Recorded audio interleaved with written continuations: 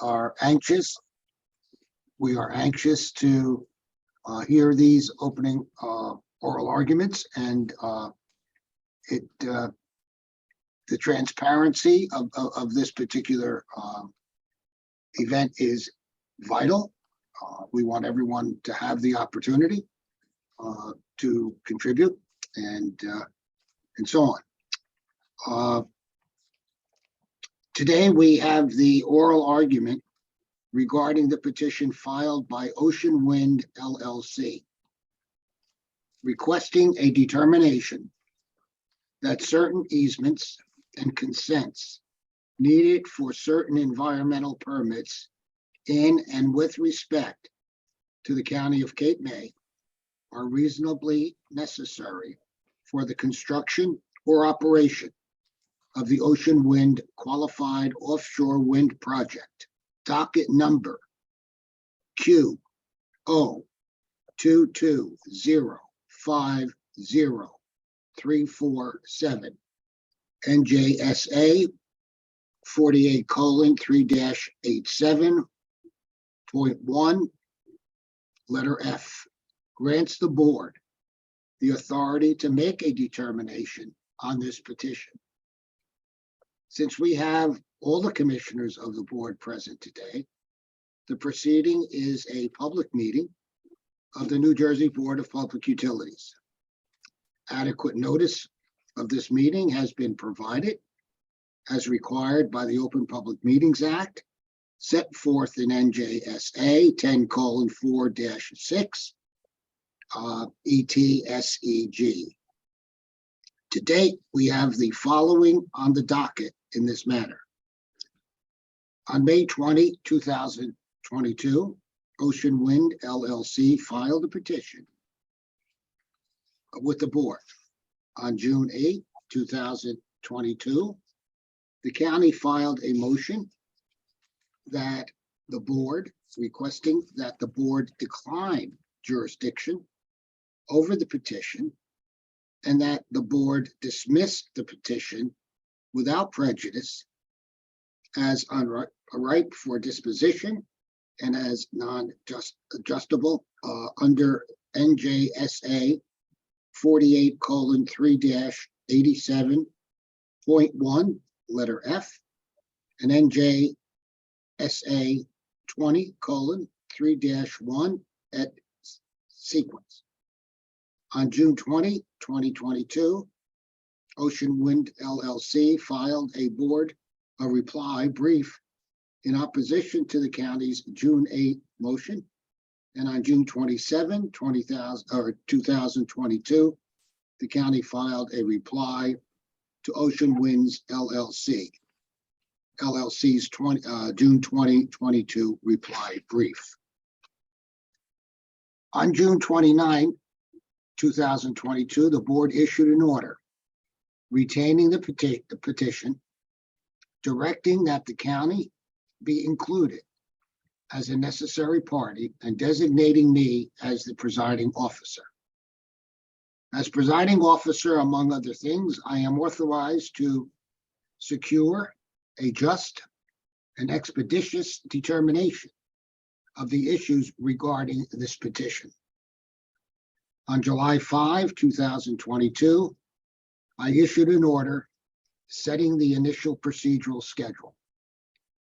On July 14, 2022, I issued an order modifying the initial procedural schedule. I issued the order to accommodate multiple government entities that requested certain deadlines be extended so that they could file motions to intervene. On August 15, 2022, I issued an order that modified the procedural schedule for a second time, and that ruled on the motions to intervene that the government entities had filed. City of Ocean City and Upper Township were granted intervener status, while other motives were granted participant status. On August 22, 2022, the county filed a motion seeking the board's recusal from this matter and suspension of the procedural schedule. In the motion, the county requested that this matter be transferred to the Office of Administrative Law and reassigned to an administrative law judge. Ocean Wind LLC filed its reply on August 22. Reply to this August 22 motion on September 1st, 2022, and the county responded with its reply on September 9, 2022. On September 27, 2022, I issued an order on the matters to dismiss and recuse, denying both. On September 28, 2022, the board issued an order designating substitute public hearings officer for two public hearings that were held on September 29, 2022. In addition, in oral arguments or oral comments received from members of the public during these two public hearings, public written comments were accepted up to and including October 12, 2022, in accordance with the procedural schedule. The petition is one of the very first of its kind to request authorization under N.J.S.A 40:3-87, point 1, letter F, the Offshore Wind Economic Development Act, otherwise known as OWEDA. The board takes this responsibility very seriously and is committed to providing a fair and transparent process. With us today are representatives from the parties and the interveners in this matter. We have Ocean Wind LLC, Cape May County, New Jersey, City of Ocean City, New Jersey, Upper Township, New Jersey, and the New Jersey Division of Rate Counsel. Each of these representatives will have an opportunity to present their argument and to provide rebuttal after all parties, interveners, and participants have spoken. The 9 participant municipalities in this matter will also have an opportunity to present their short, and I underline short, arguments as well. These 9 participants are as follows: Borough of Avalon, Township of Dennis, Township of Lower, Township of Middle, City of North Wildwood, City of Sea Isle City, Borough of Stone Harbor, City of Wildwood, and the Borough of Wildwood Crest. The representative speaking on behalf of these municipalities who is with us today will have the opportunity to present such arguments. As I already mentioned, the commissioners are present today and may ask questions. I want to remind the parties, the interveners, and the participants that arguments in this proceeding should be limited to the matter at hand. Specifically, whether the easements and consents that Ocean Wind LLC seeks and that are needed for certain environmental permits in and with respect to the County of Cape May are reasonably necessary for the construction or operation of Ocean Wind 1, qualified offshore wind project. Please refrain from discussing offshore wind generally. Other issues regarding Ocean Wind 1, qualified offshore wind project, or any other matters outside the scope of the matter at hand. I will ask that you are speaking. I would ask that you are speaking, please ensure that your camera is on and that you are unmuted. When you are not speaking, please turn both your camera and your microphone off. The procedure today will be as follows. First, I will ask each of the parties and interveners to place their appearances on the record and make their statement. Second, I will ask each of the participants to place their appearances on the record and make their statements. Third, after all statements have been made, I will ask each party and intervener, if they would like to make a rebuttal statement. I will now ask the parties and interveners to state their appearances and deliver their statements. With that, I invite Ocean Wind LLC to make its statement. Thank you, President Fioraliso. This is Gregory Eisenstark with the law firm Cozen O'Connor on behalf of the petitioner, Ocean Wind LLC. Just as a matter of procedure, and President Fioraliso, should I make my opening argument now, or are you going to take all the other appearances first and then come back to me? No, you can make your statement now, sir. Okay, thank you, President Fioraliso, and thank other members of the board and board staff who are present here today for the opportunity to participate in this oral argument. I'm going to just start by summarizing the filing. I think as everyone who's here today knows, this petition in this matter involves Ocean Wind 1, which will be the first qualified offshore wind project constructed off the coast of New Jersey. It's an 1,100 megawatt project. In order to get the power that will be generated by the wind farm out in the Atlantic Ocean to the shore where the load is, where the users are, where the power is needed, you need to bring the power ashore via cables, wires. For the Ocean Wind 1 project, there have been two interconnection points onshore that have been identified. One in Lacey Township in Ocean County and one in Upper Township in Cape May County. This matter, of course, concerns the onshore cable to the Upper Township point of interconnection, which will be at a new substation that will be constructed near the old BL England generating plant. That's an old fossil fuel fired electric generation plant that is now out of service. As President Fioraliso alluded to a couple of minutes ago, the statutory basis for this filing are the 2021 amendments to the Offshore Wind Economic Development Act, or OWEDA. That is N.J.S.A. 483-87.1 F, and then subparagraphs 2 and 3. And let me say it also at the outset, Ocean Wind filed this petition only after extensive discussions and outreach with the County of Cape May, in hopes that we could reach accommodations, reach agreements to let the project move forward with the route to the point of interconnection in Upper Township without the need to file this petition. The project began discussions with the county in 2019, shortly after it received the OREC award.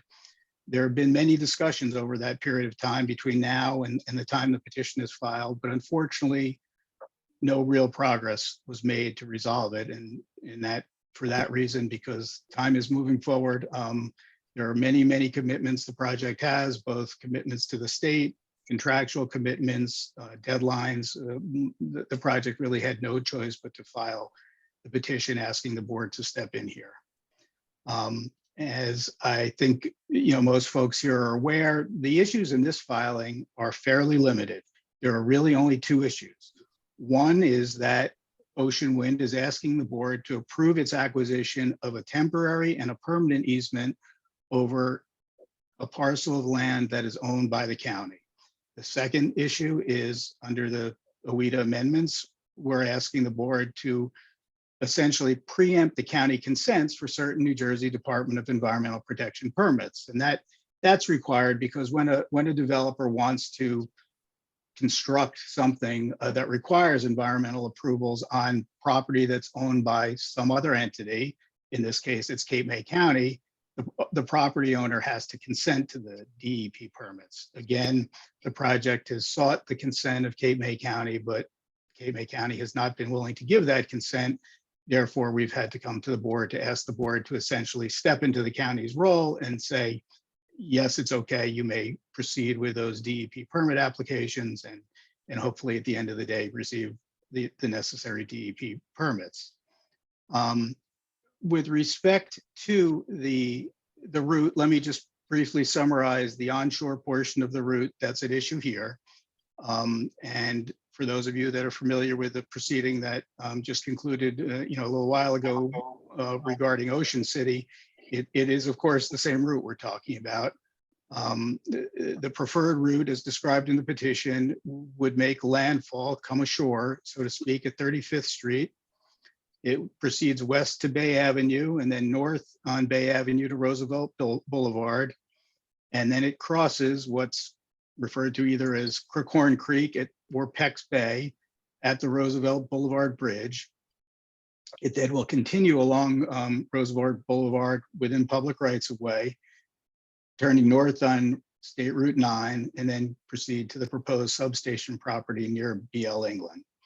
Again, the easements in question here are right at the point where the cable will cross the Roosevelt Boulevard Bridge area at Crookhorn Creek. And just before I forget, I just want to make it clear that Ocean Wind has made an offer, which remains outstanding to the county, to acquire the easements. We made the offer back in the spring of this year. The offer has not been accepted. We haven't received a counter proposal. That offer to acquire the easements remains outstanding and is still valid. The other point I'd just like to make, just so it's clear, is that all portions of the onshore cable that we're talking about here will be installed underground. We're not talking about overhead construction. This construction will be underground construction, very similar to the types of underground construction that public utilities have used throughout New Jersey for many, many years, for decades. It will be installed in one of two methods. Either the bulk of the construction along the public roadways will be installed in underground conduits, the same way that existing underground infrastructure is installed in many, many municipalities throughout the state. It will be no different. In certain areas at the beach landing and at the bridge crossing, it will be installed using what's called horizontal directional drilling, which is a slightly different method, which just simply allows you to cross certain areas by basically drilling in a horizontal fashion to install the cable.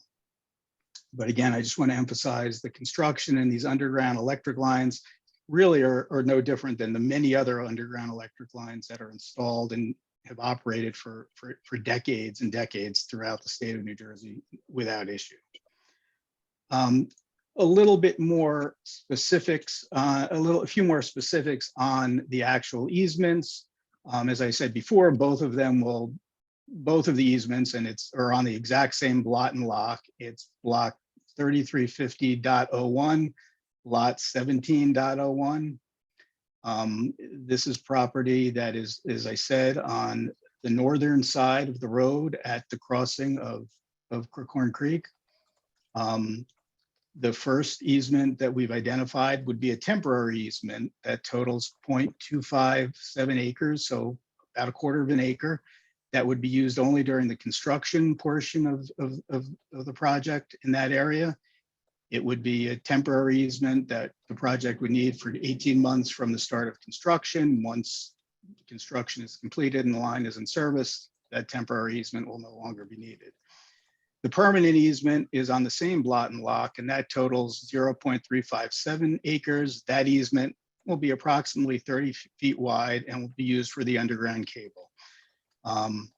Again, and then just a little bit more detail, and of course, all of the details in our petition, our filing, our pre-filed testimony. The DEP permits, as I said before, are primarily Division of Land Use Resource permits and related approvals that are required from the DEP. And the consent, the board needs to approve the project's ability to move forward with those permits in lieu of the county's consent for them to be pursued.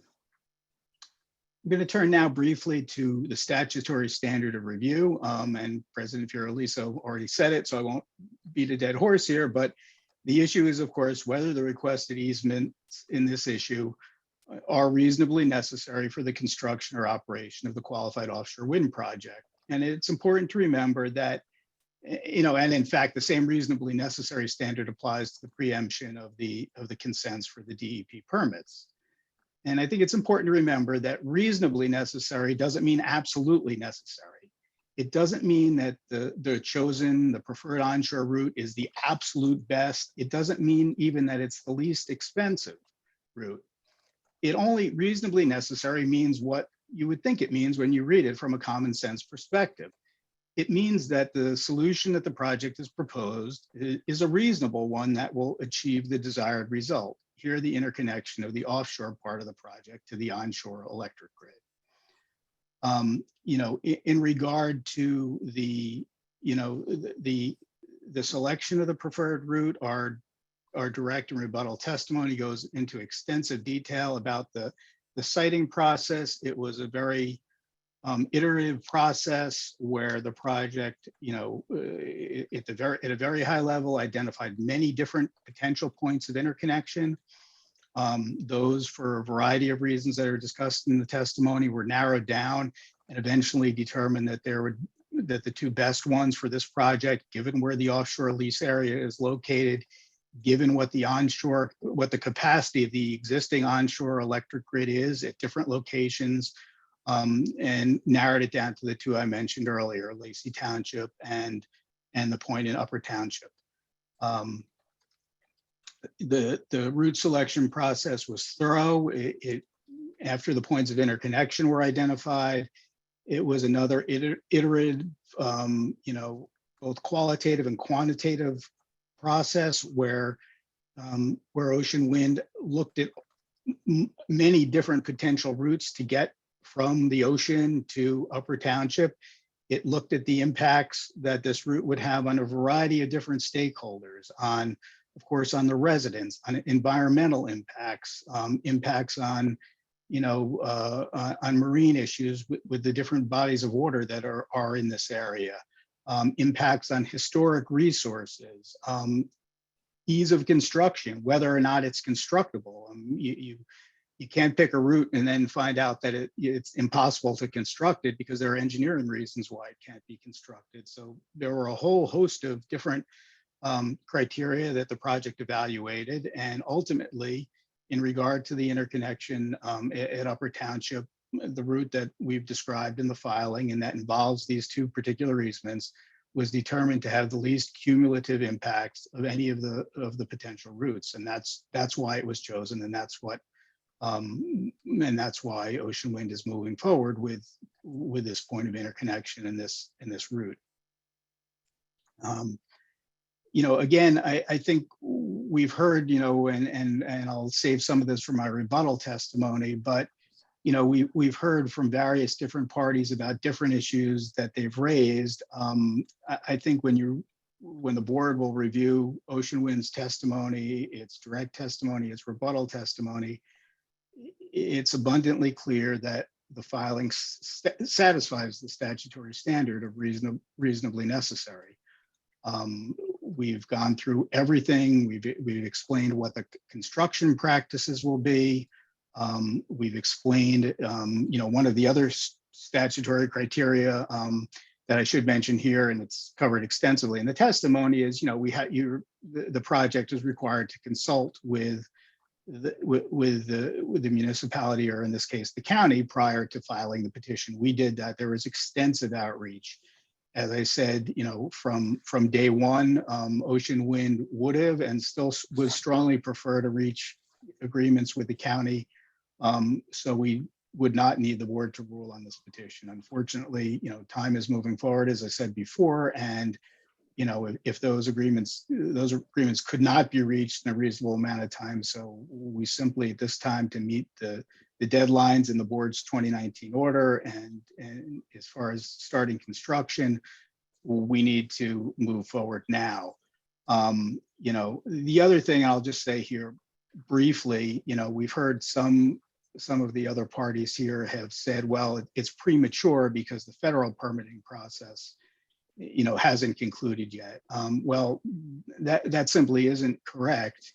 It's not premature for the board to rule on these issues now, because first of all, the easement issues, we need the easements in order to be able to finalize the route and to begin construction. We can't construct without the easements, and we can't begin construction without the NJDEP permits. Secondly, it's sort of a chicken and the egg argument. The federal permitting process requires a consistency review, and the state permits are needed in order to comply with the federal permitting consistency review process. So it simply isn't accurate that the project, or quite frankly, now that the petition has been filed, the board can or should wait for the federal government to finalize their permitting review. It simply, both things have to happen at the same time so the project can move forward and finish the permitting stage of it and actually begin the construction phase of the project.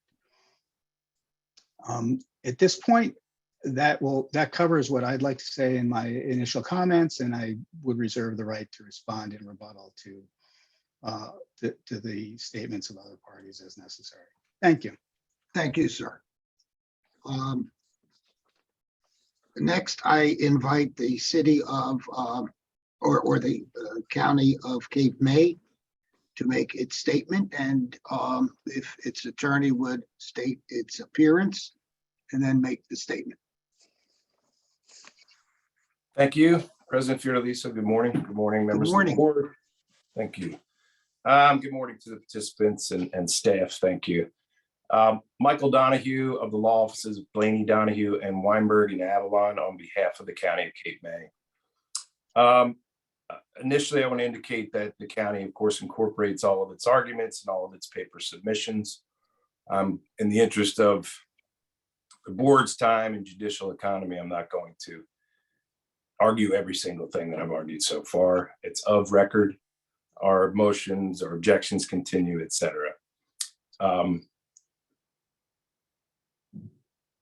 Like I said, I don't want to belabor too many issues, but there are a number of things that should be touched on. There are a number of legal issues that should be preserved at the oral argument. As Mr. Eisenstadt said, on behalf of Ocean Wind, we're here under this section of ORETA 48387.1F, which essentially allows the offshore wind project to file a petition such as this with the BPU in order for the BPU to do a couple of things, mainly to stand in the shoes of elected officials. And that is the main reason, or a main reason, why the county has felt compelled to essentially, object to the process. The county feels strongly, the elected officials of the county feel strongly that the voters should not be disenfranchised by a process such as this. With all due respect to every member of the board, where an unelected state authority steps into the shoes of elected officials and essentially sets them aside and begins to make decisions for them. It's not unheard of, but this is a brand new process. One thing that I think everybody agrees on is that these are matters of first impression. It's the brand new statute, has not been subject to any judicial scrutiny. There's no jurisprudential guidance on any aspect of it. But there are other similar processes, and we understand that. We've argued that as well. But these are matters of first impression. Mr. Eisenstadt touched on, as did President Fiordaliso, the reasonably necessary standard. The county disagrees that serves to utterly limit our discussion only to certain things, but we are going to try to stay within those parameters. But the court has said that the analysis of the reasonable necessary standard is to include consideration of all facts and circumstances and a balancing of interests. That's in our papers. That's from Borough of Glassboro versus Grossman, 457 New Jersey 416, a case from the Appellate Division in 2019. So in assessing the reasonably necessary analysis, the board isn't compelled to simply look at, well, does the applicant, the petitioner, demonstrate or form its own opinion that, hey, this is reasonably necessary because we looked at everything else and this is what we would like to do. That's not the standard. The standard is to look at all of the facts and circumstances, engage in a balancing of interest to determine whether this particular route must be the one. The county argues that the applicant, the petitioner, should not be able to shift that burden to the county, that they should have to be able to establish conclusively that only this route is the one that will work and is reasonably necessary for compelling, substantial reasons, not just for the benefit of the project. And balancing all of the interests here, as President Fiorelisa went through at the top of this proceeding, there are a number of parties here that are very interested and have various objections, which I'm sure you'll hear. I won't speak for any of them. This is, as the county has argued, a quasi-judicial proceeding. I think any legal conclusion to the contrary is wrong. And all of those standards apply to this proceeding. The county has made arguments of ripeness and justiciability. In other words, are these matters really ready to be disposed of? And the county has argued that they are not. What we hear is time. Time is certainly an important consideration, but should it really be the only consideration? Should the only consideration really be, hey, if we don't get this done right now, it may disrupt our timeline? It's been a sort of catch-22 for the county and other parties because the argument is made, well, we have an agreement with the BPU, we have to start delivering this power. So consequently, all this has to happen now and time should control the outcome. That doesn't appear to the county to be a very reasonable argument.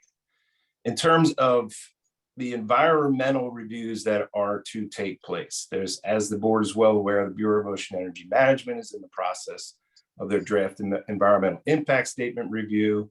There's an historical resources analysis taking place. The draft environmental impact statement is not scheduled to come to a sort of point of finality until April of 2023. And other processes, including the DEP process, or multiple processes, there's about half a dozen or so, it looks like, applications before the DEP, will also be moving forward. And here's really the problem as the county sees it in that regard, in terms of the question of time. And I'll put it this way, not to be flip about it, but we've all, I think everybody involved in this process, been involved in complex state and federal environmental permitting applications, right? Has anyone ever lived through that experience and not had those agencies change your project? I think the answer to that question is no. It is almost a fait accompli that those agencies are going to change what has been proposed. And if those changes impact this preferred route, which they're likely to do for reasons I'll talk about in a moment, we're going to be back here again. And I'll touch on more on that in a moment. What we look at in terms of this proceeding at its core are two questions. The first is the question of whether the BPU should put aside the elected officials of Cape May County when it comes to consent to the DEP applications. Here's where we got hung up on that. The certification required to be signed by the county to submit to the DEP contains a provision that says, we have reviewed all of the documentation associated with all of these applications, and we find it to be accurate. I'm paraphrasing, and complete. That's essentially what that certification requires. No county official was in a position to do that. And we were not provided with, although Ocean Wind's answer was, well, you never asked for it, but it should be clear that it's part of the process if you're asking for consent of this nature to provide all of that documentation. And frankly, there's no one, I certainly would not be competent to review that information, nor would any of the elected officials. And it would really require the county to retain some expert who could review all of that documentation to say, it looks accurate, it looks complete. That never happened. We were never given the opportunity really to do that. So in terms of signing the consent, the county is not being obstinate or trying to throw a monkey wrench in this whole process. There's no official who could sign that because they could not make that representation on a certification, which is essentially swearing under oath to what's included in what the DEP wanted. So the representation is accurate on its face that the county has not consented, but there are substantial, important legal and factual reasons why that hasn't happened. So at this point, Ocean Wind comes to the board and says, we need you to step into the shoes of these 5 elected officials. We just had an election a couple nights ago. Tens of thousands of residents of Cape May County voted for who they want to represent them on the board of county commissioners and make these types of decisions. And Ocean Wind says, well, we're not getting anywhere with the county, so we need, respectfully again, the unelected state authority to step in. And we argue disenfranchise those voters, the voters who trusted those 5 people to make these types of decisions. The first question is on the consents. The consent is to allowing the environmental applications to move forward. I won't talk about any type of settlement type discussions we had because those are confidential and shouldn't be in this proceeding, but there were some discussions outside of the context about, is there a way to offer our non-objection to the applications moving forward, so to speak. It didn't really seem to be a way to do that. It was consent in the form that the DEP requires or nothing. And that's unfortunate because I think if there was a third way, that question may not be before the board, but here we are. The second part of the petition is the taking.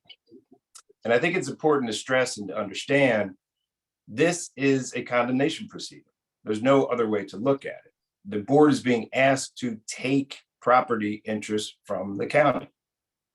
And if we have a condemnation proceeding, then we are in the context of eminent domain. Now, again, the county believes that any conclusion that this is not a proceeding that impacts or implicates the law of eminent domain is just simply wrong. Now, it doesn't mean that every provision of the Eminent Domain Act applies. What it does mean is that the due process that mirrors the due process secured in the provisions of the Eminent Domain Act has to be afforded to the county.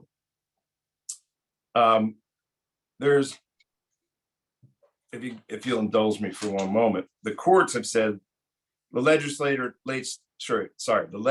may not vest unbridled or arbitrary power in an administrative agency, but as long as the discretion of administrative officers is hemmed in by standards sufficiently definitive to guide its exercise, the delegation of the eminent domain power can be constitutional.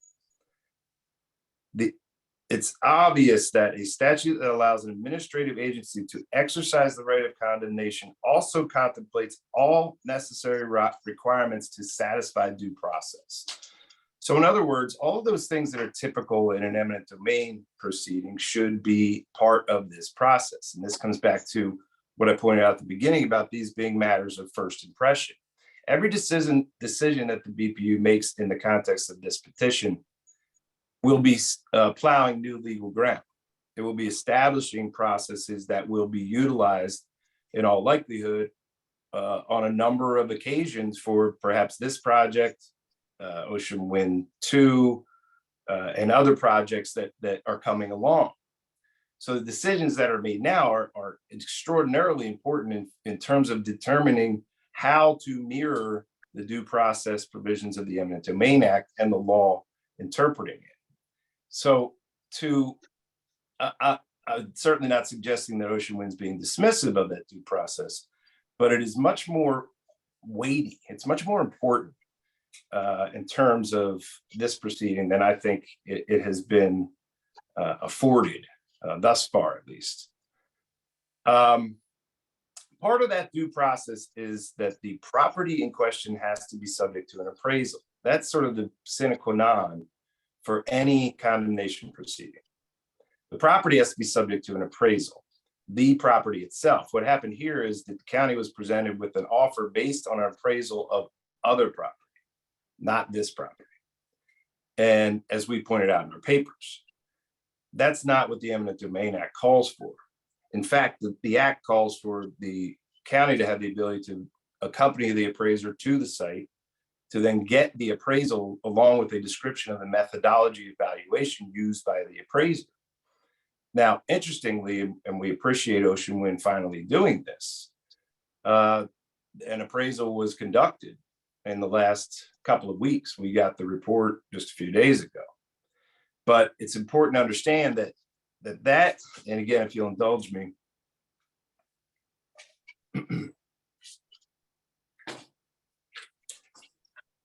N.J.S.A 20:3-6 was part of the Eminent Domain Act. It encourages entities to try to resolve these issues before filing suit. And there are pre-action requirements. The appraisal is a big one. The pre-action appraisal is a big one because the courts are trying not to have to deal with these things, right? As I'm sure BPU would prefer. So that provision for a pre-action appraisal often allows the parties to engage in substantive discussions that avoid litigation.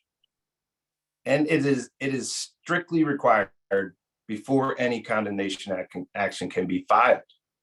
The court says the purpose is subject to strict construction. If a condemnor may ignore the statute and then later cure it during the proceedings, the whole purpose of having a pre-action appraisal will be completely frustrated.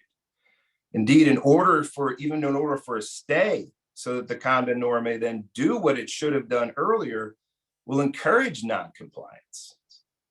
In other words, it will encourage parties who seek a taking by eminent domain to simply ignore the pre-action requirements. And the courts go on to say that the remedy for that is dismissal without prejudice. So what do we have here? We have undisputably, beyond dispute, an action for a taking, a condemnation action filed without satisfaction of that pre-action requirement for the appraisal beforehand. The Eminent Domain Act, and interestingly, OEDA in this section, then require a 90-day period after the appraisal is supplied before the suit can be brought, before the petition can be filed, before the Condemnation Act can be filed.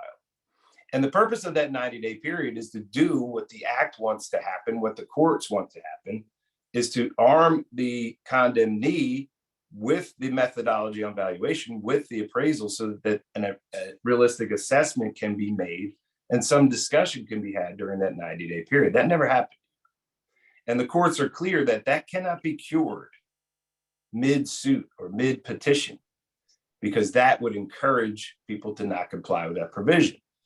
So the county argues that we now have the appraisal, but really that portion of this application should be dismissed without prejudice. And once it is, then the 90-day period should start and the parties can discuss whether or not any of that methodology makes sense in terms of valuation, or the offer is acceptable or could be negotiated. And the county's argument in that regard stands. I think the law requires it. I think that's where a court would come down. In terms of the preferred route versus alternate routes, et cetera, I won't get down into the minutia of that. The board has all that. You have very competent staff experience in these things to review what has been submitted. But as was argued in the Ocean City petition context, and has been argued somewhat in this petition context already, and as the county submitted in the pre-filed testimony of its county engineer, in the opinion of the county, that analysis has not been sufficient. Even the analysis of the preferred route is leaving out major components in terms of this balancing of interests, right? There are 9-10 towns in Cape May County who have essentially filed some opposition to the process. Some of them have a direct interest, right? Ocean City does, the county does. That should be part of the balancing, that those folks object to how this has been brought together, to the analysis that has been presented or not presented, and that should be part of that balancing. That should be a major consideration. In addition to that, our engineer identified the fact that the preferred route is going right through wetlands. Wetlands are a terrifying word in an environmental review complex in our neck of the woods, and I'm sure in the experience of many of the board members. As soon as you say the word wetlands, you know that you have to deal with a stack of environmental considerations before you can disturb one, piece of cordgrass. this route will go through wetlands, and we're not sure how many areas of wetlands it will disturb, because Roosevelt Boulevard itself, as our engineer argued, does not have a wide improved shoulder. It has mostly a grass shoulder that in fact is wetlands. It's a causeway right into a barrier island. So much of it runs essentially just right through wetlands. So that roadway, that shoulder, also abuts or is actually part of, in some places, the wetlands. We don't know. There's been no analysis of what that impact will be on this from this route. Also, the engineer pointed out that the Roosevelt Boulevard Bridge going over Crooked Horn Creek will have to be widened and perhaps replaced. There's a plan apparently to put bumpers on the north side where this route is proposed to go. And no one has answered the question of how that will impact the route in the future, or the bridge, the ability to repair or replace the bridge in the future. And that raises the question then, if that is going to happen during the 30, 40-year lifespan of this project, what happens then? Do we have to shut down the entire operation, power generation operation, in order to move these lines? Do we have to move the bridge to a different place at the cost of millions and millions of dollars to the taxpayer? There was no consideration of those questions whatsoever in the presentation or the argument in favor of the proposed route.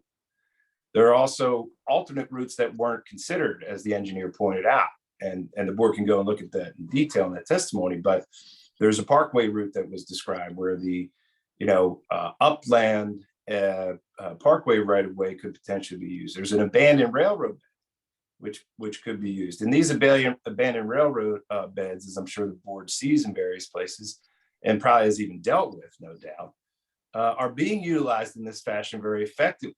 And the railroad bed is being upgraded in the end to contain the facility underground very effectively in a route that makes sense, and then improving the abandoned railroad bed to make it a bike path or a walking path or something of that nature, which would be fantastic for the community and a great thing for a corporate resident. So all of those things, in addition to all the other arguments we make, I think the board needs to consider when talking about what's reasonably necessary and what the courts require in this balancing approach and considering all the facts and circumstances.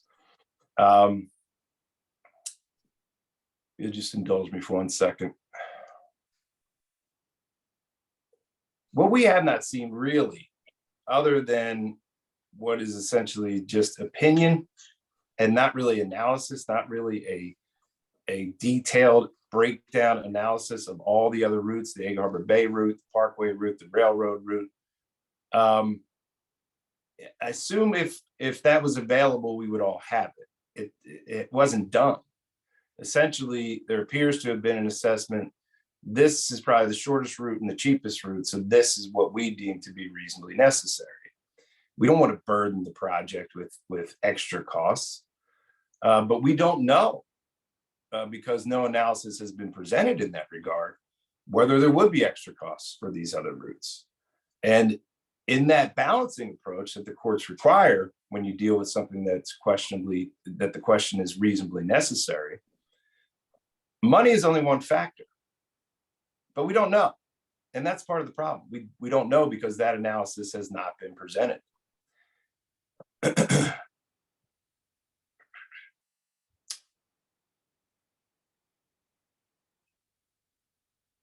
So I'll just recap. The county resubmits all its arguments, obviously. We think that these issues are not ripe yet. They're not justiciable. There's plenty of time. Time, I know, is a factor.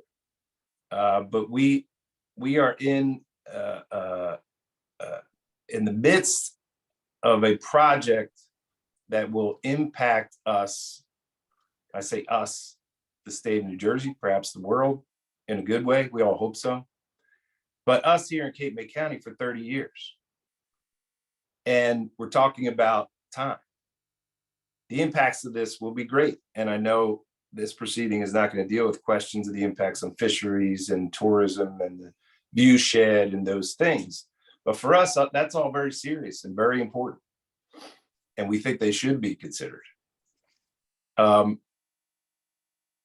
What the county believes is going to happen, and it is unfortunate, is that the board will act as it acts, and the board will make a decision. If the board makes the decision to approve this preferred route at this time, then we're all going to watch the environmental permit processes move forward and change the project and change what has to be done and where it can be done. And what happens then? So let's, if you'll indulge me again, play this out very quickly. The board grants the taking. Ocean Wind pursues its filing. We operate, interestingly, under the Eminent Domain Act at that point, which is specifically incorporated into OWIDA by reference to determine the value of the property if we can't agree on it. And an easement is recorded, a permanent easement over this piece of land before any of the environmental permitting is done. And the environmental permitting comes back and says, can't do it there, or it's got to move 200 feet to the north or south. Then we're back here again, because there won't be an easement for that portion of land. And I shouldn't say we're back here again. Maybe we work it out. But if we don't, we're back here again and doing this all over again. Whereas if those processes are allowed to move forward, we wouldn't have to do that. And this will be the final part of it, well, one of the final parts of the argument. We have argued, and we don't seek this, we argued it alternatively. We argue for dismissal without prejudice of the entire application. But this board could bifurcate these questions. In other words, you can split these things in half. The board can look at the DEP consent question and say, you know what, those applications need to move forward for the reasons Mr. Eisenstark said, so that all of the environmental permitting processes can move forward, and we're gonna give you that. But on the takings question, we're gonna hold that because we don't know yet. It's not concretized. It's not certain yet for us to say that's definitely where you're going to go. That's definitely how you're going to do this. So we're gonna step in and effectuate a taking of the county's property. That question can be held until such time as those environmental permitting processes are complete. That would seem to make sense. Again, we argue this alternatively, but it seems to make a lot of sense.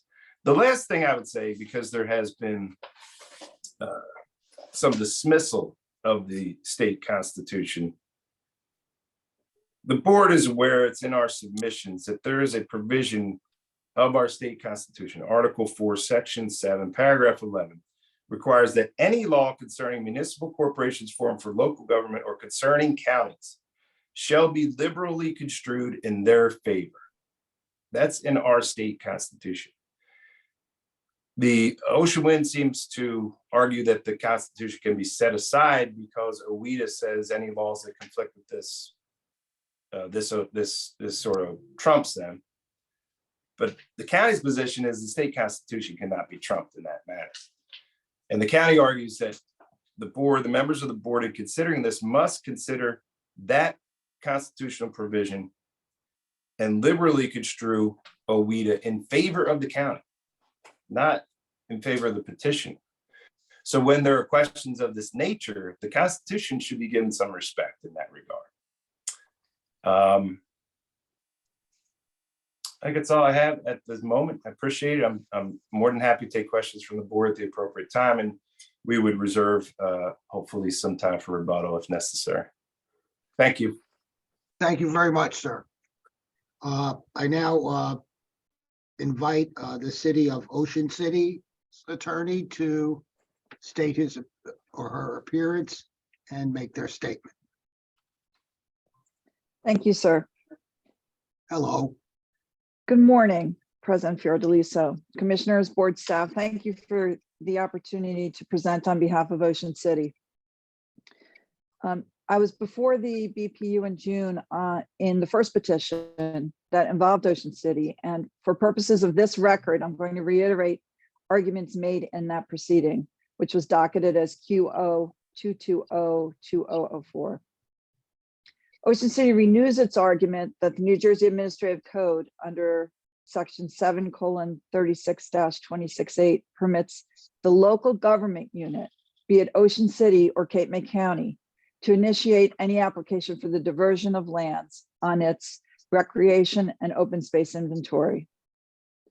The 2021 amendment to NJSA 48:3-87.1, which appears to have been targeted at Ocean City and designed specifically to benefit Ocean Wind and Ørsted, denies Ocean City's power to decide whether Ocean Wind, a private entity, may take municipal or public property rights within Ocean City and Cape May County.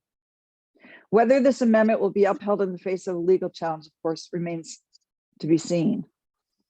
The city and now the county have cited to New Jersey Constitution Article 4, Section 7, Paragraph 11.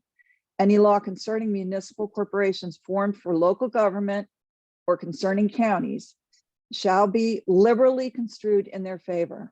Of course, that argument applies in this case as well as it did in the other. Ocean City urges this board to refer Ocean Wind's petition to the Office of Administrative Law as a contested case under N.J.S.A 52:14F-1 at SEC for hearing and disposition. All three factors set forth in the case of Board of Education of the Upper Freehold Regional School District versus State Health Benefits Commission, 314 N.J. Super 486, Appellate Division 1998, are present in this matter as they were in the prior case. This hearing is required by statute. The hearing will result in adjudication concerning rights, duties, obligations, privileges, benefits, or other relations, and the hearing involves specific parties rather than a large segment of the public. Additionally, discovery is required in this matter. Ocean Wind is focused on its preferred route. It's across Ocean City's beach, across the barrier island itself, and Ocean City's and Cape May County's wetlands. They have dismissed the alternate routes, including the route through the Great Egg Harbor Inlet. Ocean City, Cape May County, and the public have a right to know why the alternate routes have been dismissed. In the absence of factual supports for its claims that the alternate routes have the challenges that Ocean Wind claims, the board should consider the possibility that these reasons are pretextual and that Ocean Wind is simply pursuing the easiest or least expensive route to its own benefit and to the detriment of the city, the county, and the public. The lack of discovery in this process may undermine its legitimacy in the eyes of the public. In some respects, this process may be analogous to cases under the Eminent Domain Act, where no or extremely limited discovery is permitted. However, in considering whether discovery should be required, the board should treat this matter in the same way it treats other matters which come before it under the municipal land use law, where the same standard of reasonably necessary is applied. As the city argued with respect to the first Ocean Wind petition, Ocean Wind has failed in its burden to establish that the proposed route cutting a swath across the width of Ocean City and through Cape May County with the duck bank is reasonably necessary.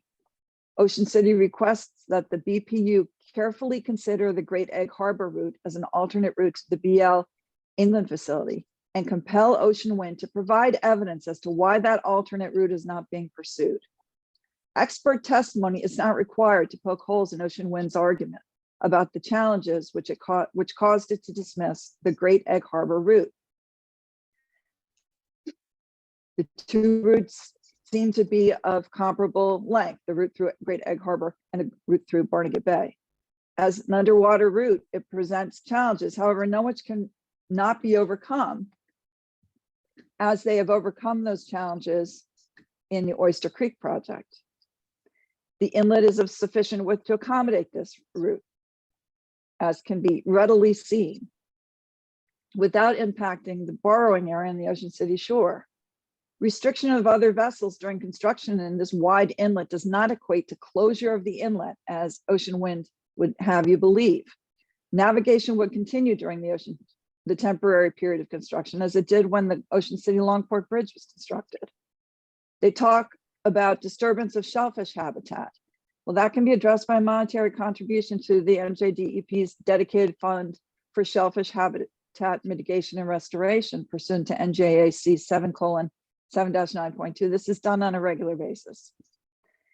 And as noted before, Ocean Winds claim that there are two historic bridges which could be impacted by the Great Egg Harbor route is just simply inaccurate.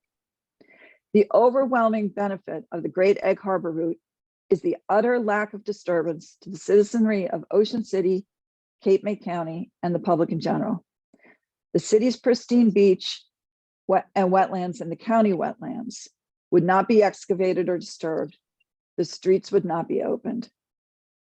Ocean City would still bear the aesthetic effects of this project, but that's not before this board. However, the island and the county would not be defaced, and the activities of the people on the island and in the county would not be interrupted. Without evidentiary support for its rejection of the Great Egg Harbor route and the other routes, how can this board evaluate whether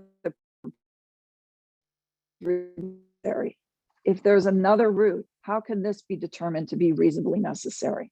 The challenges cited by Ocean Wind appear to have been overcome in Oyster Creek proposal. Could the strategies utilized to reach the Oyster Creek station be implemented in the Great Egg Harbor inlet? If so, why is Ocean Wind insisting that the proposed route is reasonably necessary? I agree with Mr. Eisenstadt. The question before the board is not whether the route through Ocean City is the easiest, fastest, or least expensive. The board is to determine whether the route is necessary, but not reasonable. That's not the inquiry before you. It's reasonably necessary. If there's more than one route, then going through Ocean City is not reasonably necessary. And Ocean Wind has not given you the information about alternate routes to make a determination. Until Ocean Wind explains why the Great Egg Harbor route was rejected and explains why the obstacles upon which it bases its rejection of the Great Egg Harbor route and other routes are different than those it evidently believes it can overcome in the Oyster Creek project, this board cannot be certain that Ocean Wind is not arbitrarily abusing the power that the 2021 amendment granted to it. The board should not make a finding until the proposed route is demonstrated to be reasonably necessary. Ocean City concurs with and joins arguments made on behalf of Cape May County. The idea of bifurcating the board's decision, allowing some of the permitting to go forward without granting the easements is a good suggestion, and one which we hope that the board will take seriously. The record before you is deficient. Ocean City asks the board to either bifurcate its decision, as Mr. Donahue suggested, or deny the petition. And if the board does not do either, the city requests that the board refer this petition to the Administrative Office of Administrative Law. Thank you. Thank you very much for your comments. I would now invite Upper Township attorney to state their appearance and then give their statement. Good morning, Jim Maley on behalf of Upper Township, and Upper Township does not have any affirmative statement to make. We just reserve for any rebuttal. Very good. Thank you, sir. I would now call upon Rate Counsel to state their appearance and to make their statement. Good morning, President for the Zone Commissioners, Brian Littman of the New Jersey Division of Rate Counsel. It's going to be hard to follow that last argument and be succinct, but I'll do my best. The issue before the board today, as you know, is whether the requested easement is reasonably necessary for the construction or operation of a qualified wind project. And it's important, again, to remember what's not in front of the board today. Offshore wind is not in front of the board. Where wind turbines will be placed is not in front of the board. It's just this route, whether it is reasonably necessary. Rate Counsel sees two problems with the board making this decision at this time. First, it's the procedural posture of this case. Because of that, the decision has essentially already been made. In the Ocean City matter, the board found that the requested easements were reasonably necessary. In doing so, they evaluated the exact same route that's in front of the board right now. As we explained then, bifurcating these two requests leaves out anyone participating solely in this case. The Ocean City order came out the day before the public hearing in this matter, before written public comments were filed, and before, obviously, this oral argument.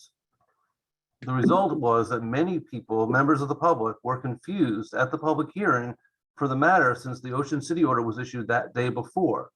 They questioned why they were even attending a public hearing for a case that they perceived to have already been decided. Bifurcating the two matters confused the public and therefore made the overall procedural process of these matters more opaque. Moreover, as a result of deciding in favor of Ocean City matter, it's virtually impossible for the board to rule against the petition here. To do so would likely have to overturn the Ocean City order, an extremely unlikely outcome. Thereby, deciding the Ocean City before hearing from the parties here, the board has essentially deprived the parties in this matter from the ability of being heard. The second problem we see is the record in this matter. But we believe the record is fundamentally flawed. There is a petition before the board. The parties were not afforded the opportunity to ask discovery regarding that petition. The parties were not afforded the opportunity to cross-examine the witnesses supporting that petition. Essentially, the board has before it a petition that no party, including board staff, has had the opportunity to properly determine if it is accurate, credible, or complete. I would note that Mr. Eisenstark referred greatly to the rebuttal testimony that was filed by Ocean Wind. There was no chance to ask anything, informal or otherwise, on the rebuttal testimony. And it's disingenuous for the board to then state that no party submitted evidence opposing the petition. How could they? Due process serves two essential purposes: to ensure that every party has an opportunity to be truly heard and to give the decider of fact confidence that the evidence before it is viable. Here, neither has been accomplished, and simply due process has not been afforded. Ultimately, the board must determine that this easement is reasonably necessary. This is a higher bar than a simple eminent domain case, which requires only necessity. Reasonable was added to the statute and it must have meaning. Reliance on the eminent domain statute is misplaced and has led to a process where the parties, the public, and frankly, the board has been deprived of a full record upon which to base a decision. Rate Council will not, because we cannot, take a position on this petition. I am not happy with this conclusion, and frankly, the board should not be either. The simple fact is that Rate Council does not have sufficient information to base a reasoned decision. It is unclear to Rate Council how the board does either. Thank you. Thank you, Director Lippman, and thank everyone who has made a statement thus far. At this time, I would like to invite the 9 participants to place their appearances on the record. It's my understanding that council may be representing a number of these municipalities. So we're going to approach this, with your permission, a little bit differently and ask the attorneys to state their appearance and indicate the municipalities they are representing if it's more than one. So if you would start stating your appearance, please. I'm assuming you're talking to me, and thank you, Mr. Chairman. My name is Paul J. Baldini. I am an attorney. I'm licensed in the state of New Jersey, and I do represent 9 municipalities before this board, as I have done. Okay, since so you the are inception. representing all 9. Yes, sir, I am. Okay, very good. The floor is yours, sir.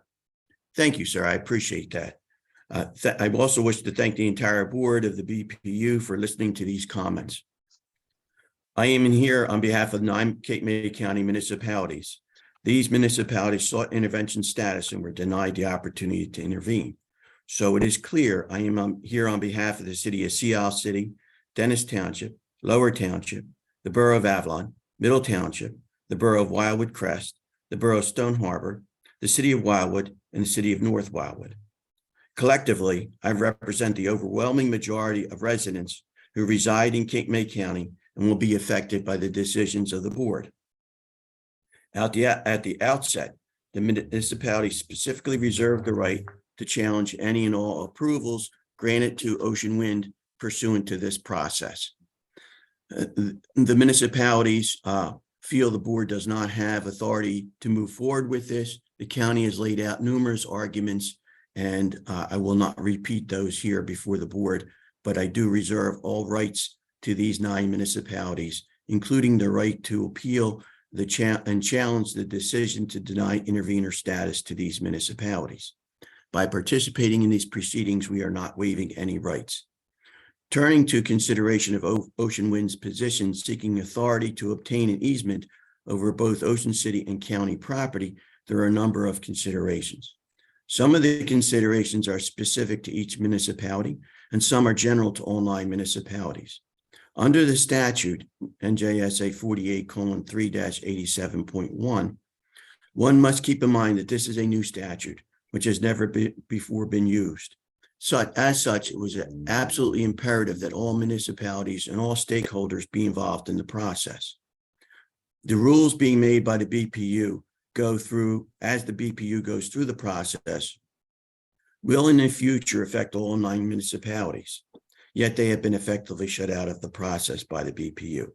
Decisions to be made by the BPU are decisions that impact home rule and undermine the legitimacy of the process. Heretofore, these decisions were made by elected officials of the affected communities. They will now be made by the BPU. I have been specifically admonished not to address legitimate and important issues of residents of Cape May County, such as damage to fragile beaches, wetlands, and other protected lands, impact on tourism, the fishing industry, or environmental damage to birds and whales. So be it. But these towns go on record as calling out what is happening. The city of Sea Isle City is immediately adjacent to Ocean City and directly impacted by the easement sought. If there is a way to deliver the energy to its final inland destination that does not run through the beaches of Ocean City or the county access roads to Ocean City, then such should be the preferred route. The Great Egg Harbor route is a reasonable route. It avoids roads traveled by and on the residents of Sea Isle City. Keep in mind that Sea Isle City sends its children to Ocean City High School. The residents of Sea Isle City drive those streets every day. They will be directly impacted by the decisions made by the BPU. The reasonable route of going through Ocean City and along the county road, it may be reasonable to the BPU, but is not reasonable to the residents of the city of Sea Isle City. Dennis Township, being an inland community, has concerns over the way the route is selected with no financial disclosures by Ocean Wind, yet requests from the county and Ocean City have been ignored. The rush to move forward with taking of land without the required environmental impact statements is particularly trouble to Dennis Township. Dennis is a rural community with large sections of environmentally protected and sensitive lands. To transverse these lands when there are other more viable routes available is disconcerting to the residents of Dennis Township. Lower Township is a community in Cape May County that has both oceanfront beaches and Delaware Bay beaches. The cavalier approach to taking of land from Ocean City, which is sensitive, taking of land, which is sensitive land, is a huge concern to Lower Township. As future wind development occurs in the Atlantic Ocean and Ocean Wind proceeds south, there will be arguments by Ocean Wind to not only traverse Lower Township pristine beaches in the Atlantic Ocean, but for some quirk, its pristine beaches along the Delaware Bay. The process of the taking and the impact upon environmentally sensitive land is extremely important to the township of Lower Township and directly affects its residents. If the easement and taking is provided against Ocean City, then is Lower Township one of the next communities to suffer such a fate? And if so, why aren't they at the table as stakeholders? The borough of Avalon is immediately adjacent to the city of Sea Isle City and also in the line to have Ocean Wind place windmills directly east of the community. This would be phase 2. Avalon is a vacation town with the site of the wind farm being detrimental to vacationers. Quite frankly, this goes without saying. However, Sir, if I may just Yes, sir. interrupt you for a moment, we're addressing the transmission lines and not the location or the position of wind turbines. thank you, sir. And I understand that you're now suppressing my right to be heard here today. I understand that. I accept it. But understand that the city of, in this case, Avalon, will not stand by idly while their opportunity to be heard is transversed. So that we are clear, I reserve all rights relative to these communities to be heard. Thank you, sir. I am not suppressing anyone's right to state their opinions. I did at the beginning of this proceeding indicate that the arguments would be directed specifically to the transmission lines and their location. I remain with my objection, sir, and so be it.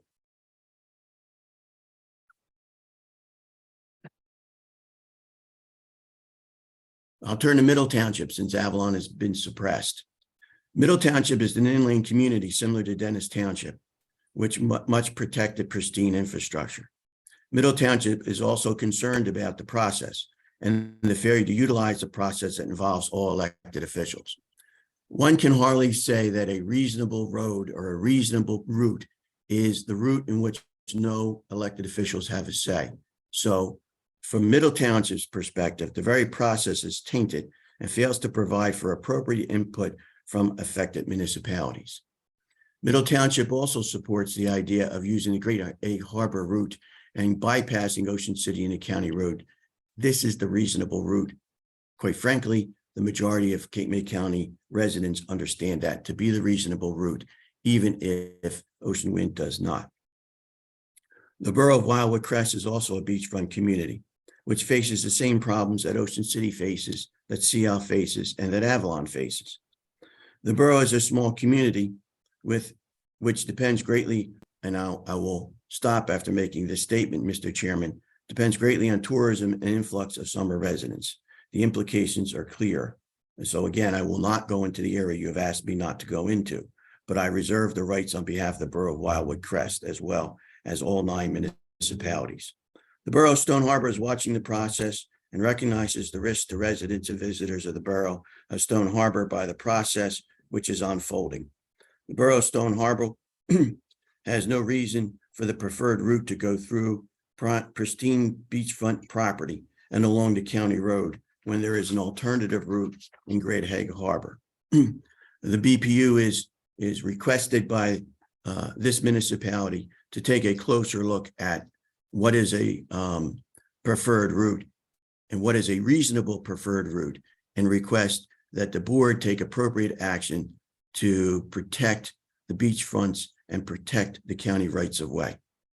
The city of Wildwood and the city of North Wildwood are oceanfront communities immediately adjacent to each other.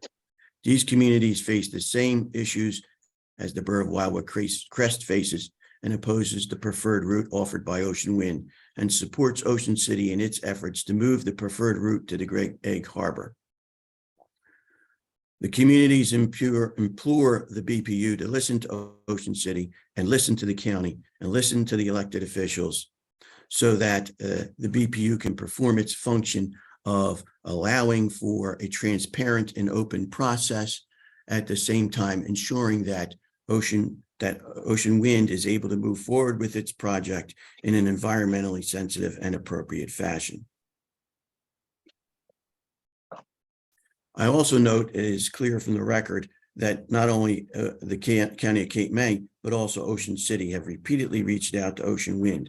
I heard the comments of Ocean Wind that their offer remains open. It is my suggestion that Ocean Wind should be more proactive, sit down with the county, sit down with Ocean City and find a way to resolve this outstanding issues. The stakeholders want to speak to Ocean Wind. Ocean Wind should be open and transparent in the way it deals with the municipalities and the county. The municipalities are further concerned that the proposed installation along the county road limits the county's ability to install additional drainage or other underground facilities due to proximity regulations. As testified by the county engineer at length before the board, this is a problematic process. Perhaps equally troubling is the fact that Ocean Wind has failed to address the impact of the need for elevated infrastructure in the near future due to global warming. So quite frankly, the point of that is that if these roads become inundated and it causes problems in raising them and protecting these municipalities, to have used the Great Egg Harbor route would have been the reasonable route and would not be impacted by global warming or climate change or rising tides, as the beaches and as critical infrastructure leading in and out of Ocean City will be impacted. Finally, the record is devoid of any cost analysis as to the alternate routes considered by Ocean Wind. Although money is not the only factor, the boroughs and the towns are sensitive to the fact that financial considerations come into place for everything. So if we find that the costs are not prohibitively differential, then the reasonable route should be Great Egg Harbor as requested by Ocean City, and not through its beaches and its county roads. I thank you for listening to these comments, and I hope you have a good day, sir. And I appreciate your comments, sir. Thank you. Now I will invite the parties and interveners to make any rebuttal statements, should they wish to do so. I will call on the parties and interveners in the same order as before. Ocean Wind, you may proceed to make your rebuttal statement if you have one. Yes, thank you, President Fiordaliso. It's Greg Eisenstark again on behalf of Ocean Wind. I do have a bit of rebuttal. I'll try to keep it short in the interest of time because we've already been going for quite a while. Let me respond first to some of the arguments that counsel for the county made. The county's main objection seems to be to the statute itself that gives the board jurisdiction over these petitions, over this petition. And again, the county repeated the phrase, stand in the shoes of elected officials many, many times. I mean, the fact is, under state law, all municipal authority derives from state legislation.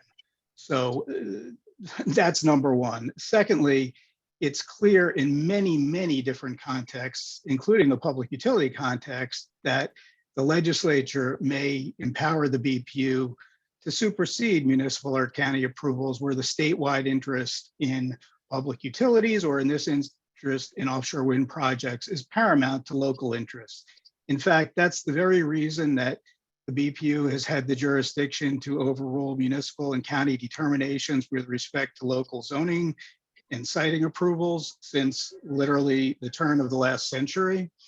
And it's the very reason why the legislative amendments to AWIDA were necessary here, to essentially give the board the power to override municipal objections or county objections where the interests of the state and the citizens of the whole, as a whole, should be paramount. And I submit that that applies here.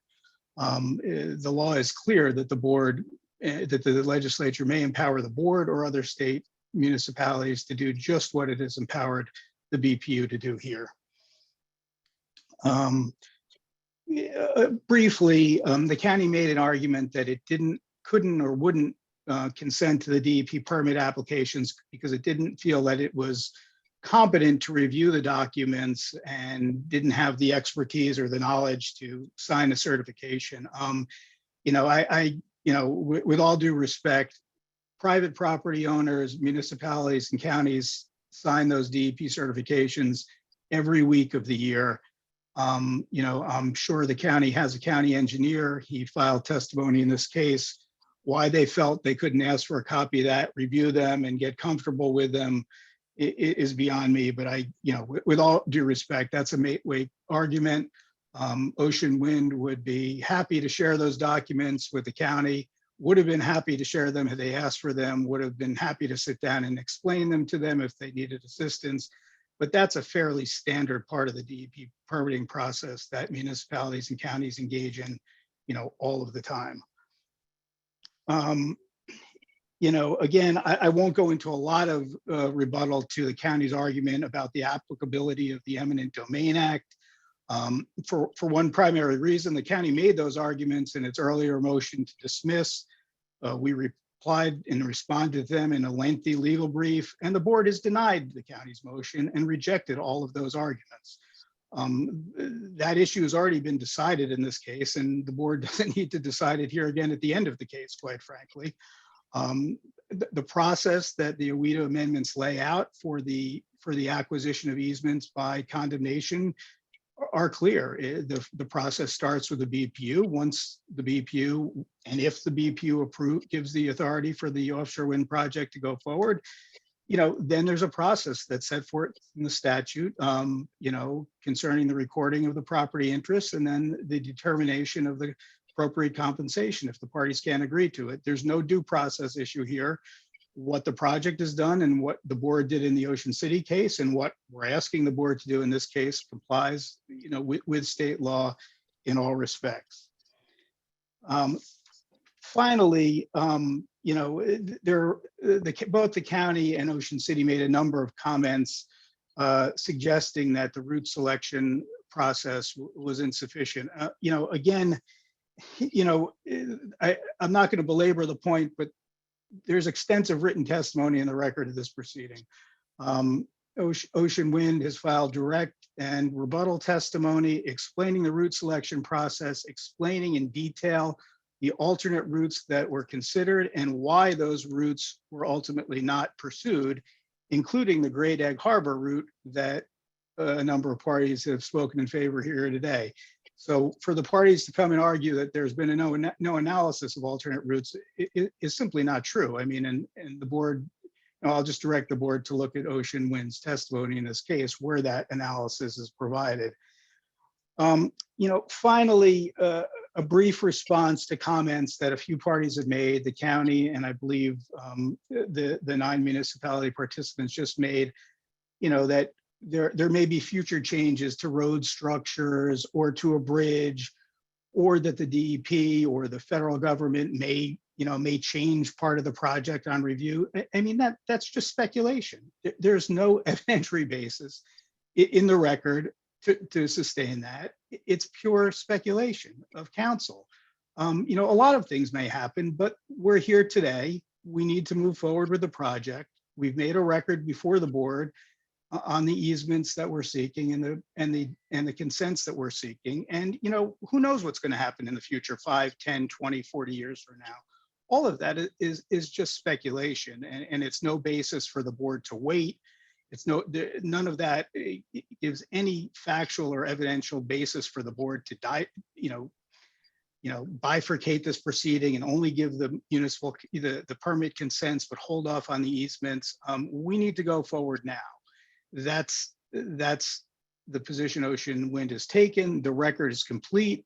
It's right for the board to make a decision, and we encourage the board to do so.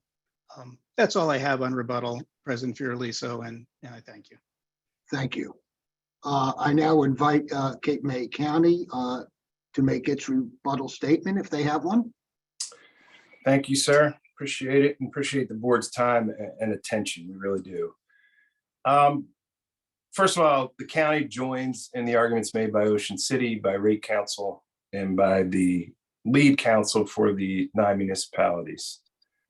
And we would reiterate, all of the arguments we've submitted so far, we re-up here, not to belabor them. Interesting that the argument is that the county is a creature of the state and therefore the elected officials don't matter. I'm not sure it's exactly what Mr. Eisenstark was saying, to be fair, but it's sort of how it came out. That can't be a reasonable position to take. Elected officials do matter. The voters do matter. The fact that they entrust those elected officials with these types of decisions, that matters. Ocean Wind argues that the body of law with regard to the municipal land use law and the authority of the board in that context should overlay the OWIDA context. Maybe that's a reasonable argument, but that has not been tested in any court. There is nothing, there's no jurisprudence to tell us that applies, that makes sense, that is how the law would be interpreted. And as I indicated previously, and certainly not telling the members of the board anything they don't already know, every decision here is a matter of first impression, will have lasting impact on every municipality, every county that might ultimately be affected by a wind project. Those are pretty heavy duty issues, and they shouldn't just be dismissed out of hand. In terms of signing the certification, just because so many people sign those without thinking doesn't mean the county is compelled to sign it without thinking. And we appreciate the admission that Ocean Wind did not supply all of the underlying documentation that would have allowed the county to do a thorough analysis. And again, Ocean Wind seeks to engage in burden shifting and put the burden on the county. Well, that was their burden, not ours.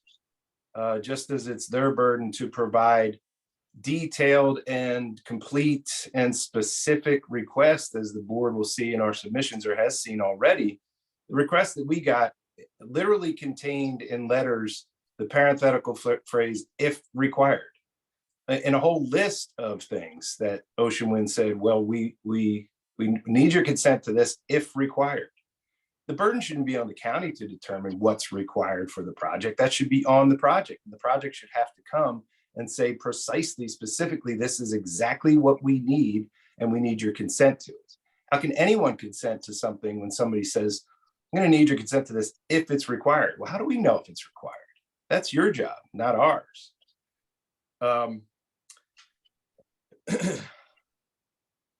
No one has argued that there's been no analysis of alternate routes. We've argued there has not been substantial and complete analysis.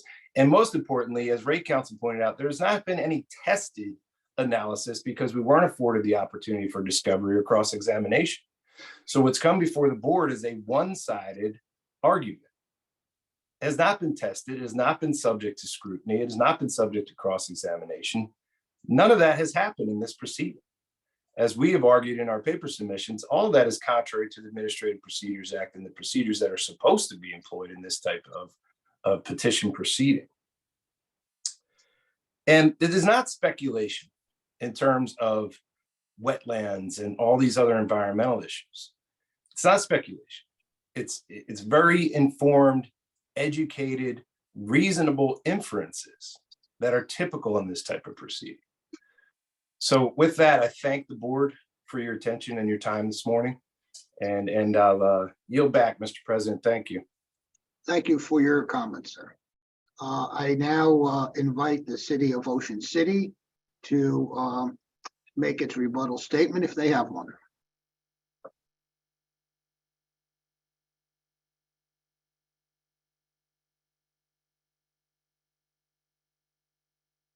You're on Dottie, mute, Dottie. you're muted. Please unmute yourself.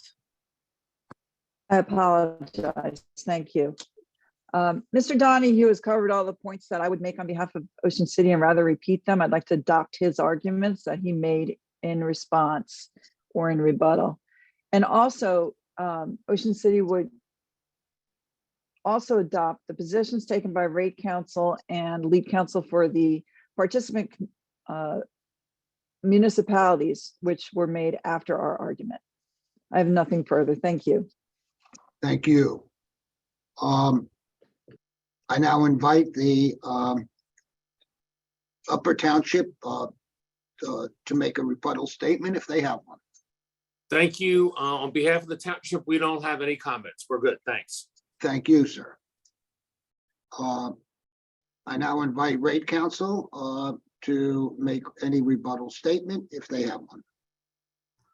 I'll be extremely brief. I was just going to point out that the arguments you've heard show that there's still factual disputes that a proper hearing with proper ability to cross-examination, discovery, etc., would have resolved and provided a robust record for which the board could make its ultimate determination. Thank you. Thank you, sir. And I want to thank everyone who has participated today. This is an important issue and one where transparency is extremely important. I will now ask my colleagues if they have any questions or comments they wish to make at this time.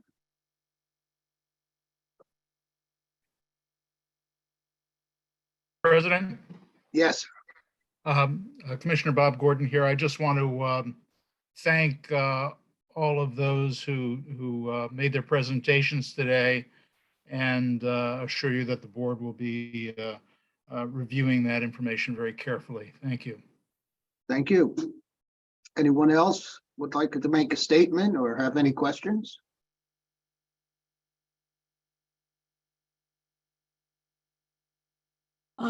President Fiordaliso? Yes. I would like to assure the participants that all the interveners and the parties that we have We'll take all testimony, all of the voluminous information that's been provided to us in all situations into consideration. And you should also note that many of us on the board have been elected officials and have years of experience in land use law, and as well as we have to take into consideration what the legislature has deemed necessary for the utility board. Thank you. Thank you. Anyone else? Mr. President, if I could add just a few words. Sure. Thank you. Thank you, everyone, really, for the very informative information, not just from today's testimony, but from all the written testimonies that we are reviewing. And I just want to assure everyone that the entire board takes this matter very seriously. And as my colleagues have mentioned already, we will take every bit of information you give us to make the most informed and far-reaching decisions that we can. So thank you all very much. And please rest assured that we will do a very great job on everyone's behalf. Thank you. Mr. President? Yes. Yeah, I also have some comments to make, but also want to ask council if they can clarify some other points with respect to the standard of the reasonableness standard they're suggesting is one that we consider the municipal land use application over the eminent domain standard. Is that the argument that is being made? I guess this is counsel for Cape May.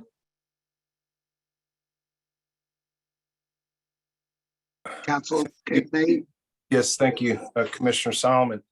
If I understand your question, my argument is the municipal land use sort of roadblock that sometimes gets thrown up, that the board has authority and has had for a very long time to sort of make decisions for the benefit of the broader community, right, instead of a narrow community.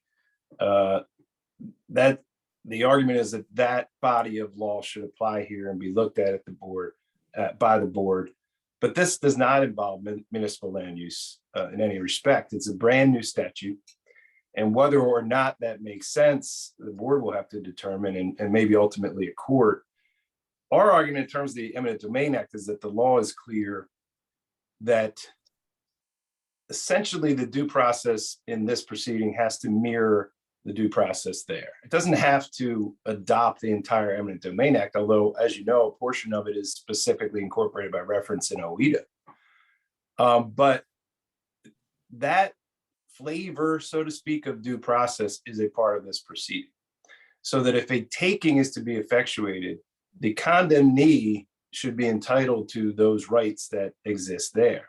As Rate Counsel pointed out, I think it was Rate Counsel, it's a limited process. It's a limited process in terms of discovery. It's designed to hopefully have the parties confer beforehand, which is why we spend so much time talking about that appraisal requirement and the 90-day period after that's provided to try and talk these things out.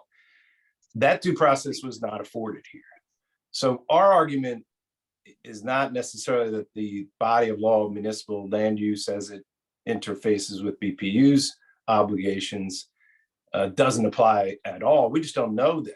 We don't know that, and I feel for the board because there's no jurisprudence to guide you.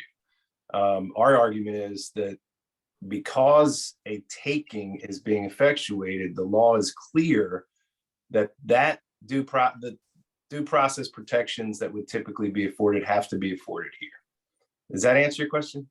Yeah, so you're saying that it should be more broadly looked at in terms of due process requirements under this proceeding. Yes, Commissioner.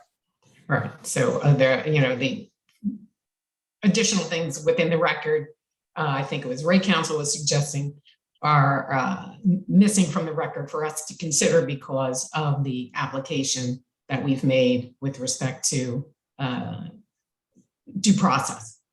Right, and I would say, not to belabor it, but I would echo what Rate Counsel argued, and we've argued this in our submissions, that that process of discovery and cross-examination is designed to create that robust record, that tested analysis rather than a one-sided analysis, so that the board can look at that and say, we are confident that we have a very robust record, that the opinions of the petitioner's experts have been tested, have been subject to a real thorough analysis, that questions have been asked, and that the parties have been afforded the opportunity to cross-examine and ask those questions, so that the record is complete. And as Rate Counsel pointed out in an argument we joined in and others joined in, that hasn't happened here. So yes, correct, absolutely, that would be part of the due process that we're talking about. That would go to,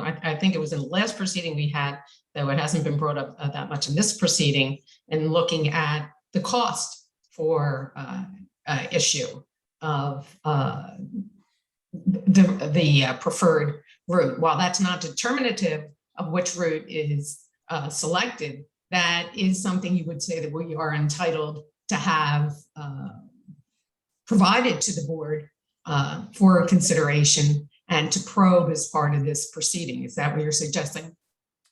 Yes, in fact, we as the county, as in response to the petition, have the luxury of having Rate Counsel, right? That's involved in these proceedings, who's pointed that out with tremendous expertise and very well argued that those analyses have not been presented either. Cost is a factor, but it's not the controlling factor, right?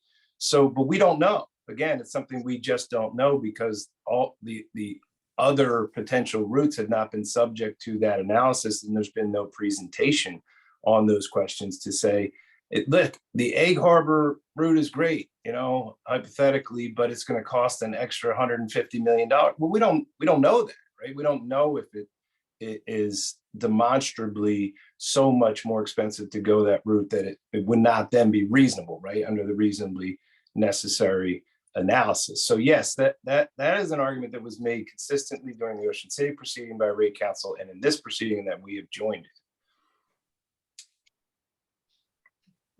in. That's all I have at this time. Thank you. I didn't know if anybody else wanted to speak to the things that I raised, but thank you. Thank you, Diane. I think it's worth mentioning that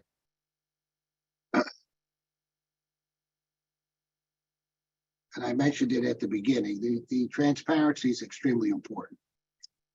And as Commissioner Holden mentioned, many of us, or some of us, have been elected officials, and we certainly understand from that perspective what local municipalities encounter. I think we have to keep in mind, and I'm sure those who have a legal background understand this, the only authority the Board of Public Utilities has is what is given to us by elected officials. And those elected officials are comprised of the legislature. So I think that's an important factor to certainly keep in mind. I think it's also important to keep in mind, and I don't have any questions, I think all of the attorneys presented their cases well. And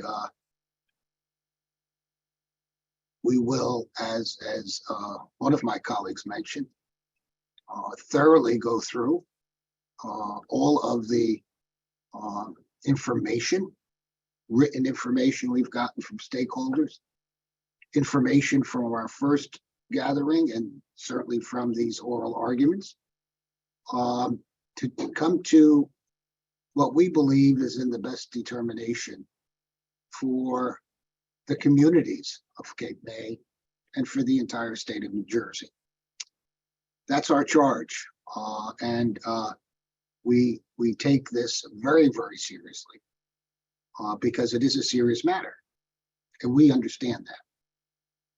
So if you leave with nothing else in mind, know that we take your comments and your oral arguments and all of the other testimony we've received very seriously.